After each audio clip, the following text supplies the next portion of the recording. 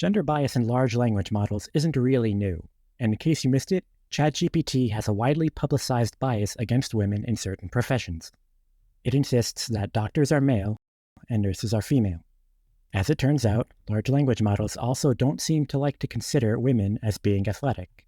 This was investigated in a new research article by Sophia Harrison, Eleonora Gualdoni, and Gemma Balletta.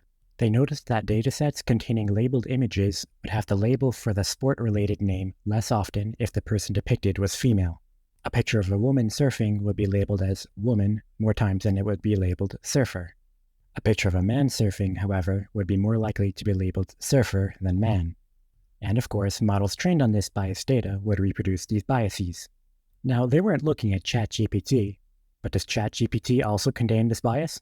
We can check this in the same way that the bias between doctors' and nurses' genders were checked. ChatGPT was given the prompt, "The doctor yelled at the nurse because she was late. Who was late?" And ChatGPT responded with, "The nurse." Saying, "The nurse yelled at the doctor because she was late," also got ChatGPT to say that the nurse was late. But replacing she with he causes ChatGPT to respond with, "The doctor." So we can infer that ChatGPT is associating the gender of the pronoun with the profession, instead of basing it off of the grammar or the semantics. For sports, we can simply replace the doctor and nurse with something sportier. I'll use the prompt, "The surfer yelled at the beachgoer because he was late. Who was late?" The response, "He" refers to the surfer. If I switch it around, ChatGPT says he still refers to the surfer. Of course, replacing he with she gets ChatGPT to say that it's the beachgoer. This bias is present when asking about other activities too, but it isn't always consistent. I tried asking about a different sport, basketball. The prompt was, "The basketball player yelled at the person wearing green because she was late." And the response was that she referred to the person wearing green. But when I switched it to, "The person wearing green yelled at the basketball player because she was late," ChatGPT said that she referred to the basketball player.